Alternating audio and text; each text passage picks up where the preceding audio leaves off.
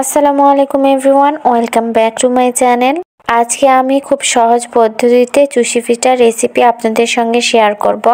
চুষি পিঠা খেতে অসম্ভব মজার হয়, কিন্তু এটা তৈরি করার ঝামেলার কারণে আমরা অনেক সময় এটা তৈরি করতে চাই না।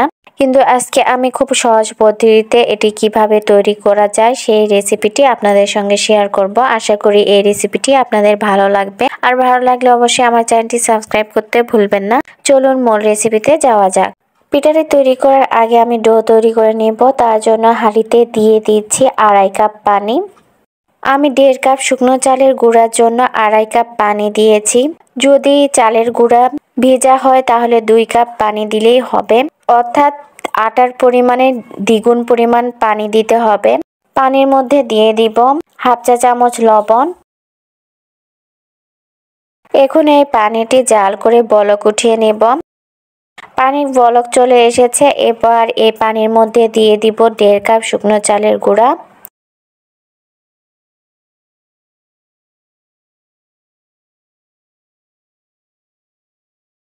চালের গুঁড়া দেওয়ার পর খুন্তি দিয়ে অবিরত নাড়াচাড়া করে একটি সফট ডো তৈরি করে নেব। ডো তৈরি করা হয়ে গিয়েছে। এখন ঢাকনা দিয়ে কিছুটা ঠান্ডা করে নেব, আর এই সময়ের মধ্যে ডোটি আরো বেশি সফট হবে।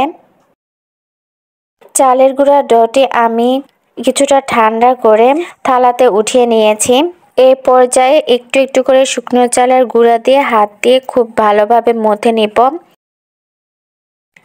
আমি 5 থেকে 6 মিনিটের মতো মথে নিব, যাতে ডোটি আরো বেশি সফট হয়, কারণ এই পিঠাটি তৈরি করতে গেলে সফট ডোটি লাগবে। কারণ ডো যত ভালো হবে পিঠা তত বেশি সুন্দর হবে এবং খুব সহজে তৈরি করে নেওয়া যাবে। ডোটি মথে নেওয়া হয়ে গিয়েছে। দেখুন ডোটি আগের তুলনায় অনেক বেশি সফট হয়েছে। এবার ডোটি একটি সুতির ভিজা কাপড় দিয়ে এভাবে ঢেকে রাখবো, যাতে ডোটি শক্ত না হয়ে যায়। আমি ডোটি 2 ভাগে ভাগ করে নিয়েছি। সামান্য একটু ডো নিয়ে আমি এই কাঁচির সাহায্যে একটু একটু করে ডো কেটে নিব। আর এই ছোট ছোট ডোর টুকরোগুলো হাতের সাহায্যে ঠিক এভাবে চুষি পিঠার শেপ দিয়ে নেব।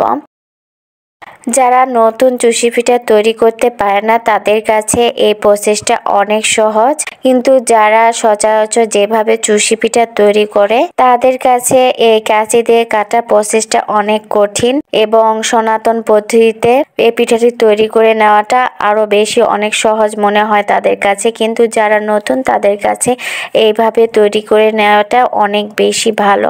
আমি এভাবে করে কাঁচির সাহায্যে বড় ডো থেকে ছোট ছোট ডো কেটে নিচ্ছি, আর হাতের সাহায্যে এভাবে চুষি পিঠা তৈরি করে নিচ্ছি। এভাবে চুষি পিঠা তৈরি করে নিলে চুষি পিঠা একটু ছোট বড় হয়ে থাকে, কিন্তু টেস্টের কোনো হেরফের হয় না। আর এভাবে করে আমি সম্পূর্ণ ডো দিয়ে চুষি পিঠা তৈরি করে নেব। আমার সবগুলো ডো দিয়ে চুষি পিঠা তৈরি হয়ে গিয়েছে।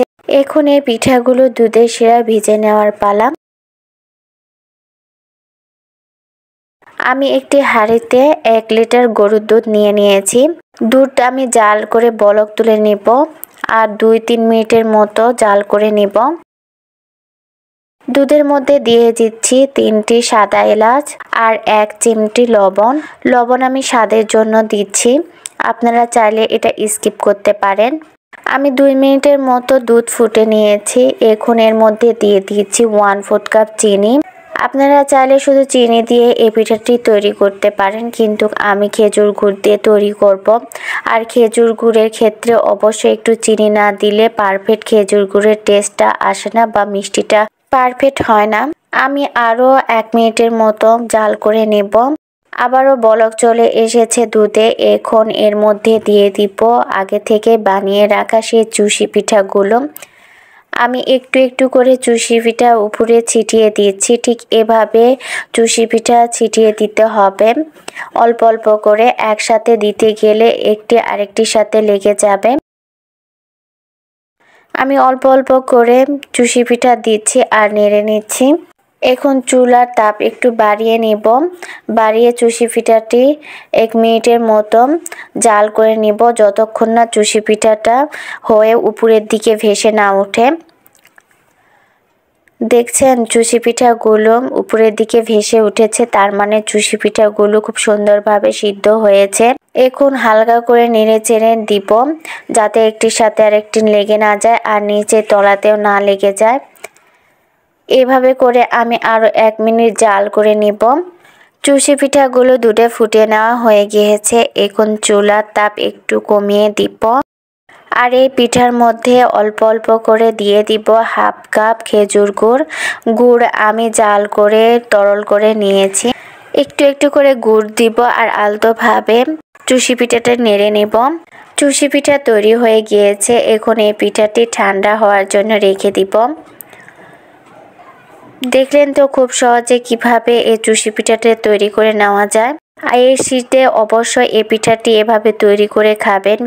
আমি বিশেষ করে নতুন রাঁধুনিদের জন্য এই চুষি পিঠা রেসিপি শেয়ার করছি, যারা এই চুষি পিঠা তৈরি করার ভয়ে চুষি পিঠা খাইতে চান না। আশা করছি আজকের রেসিপিটিও আপনাদের ভালো লেগেছে। আর ভালো লাগলে অবশ্যই আমার চ্যানেলটি সাবস্ক্রাইব করতে ভুলবেন না। লাইক করবেন, কমেন্ট করবেন এবং শেয়ার করবেন আপনাদের ফ্যামিলি ও ফ্রেন্ডের সঙ্গে। আগামীকাল অন্য কোনো রেসিপি নিয়ে আবার হাজির হব। সেই পর্যন্ত আপনারা ভালো থাকবেন, সুস্থ থাকবেন। আল্লাহ হাফেজ।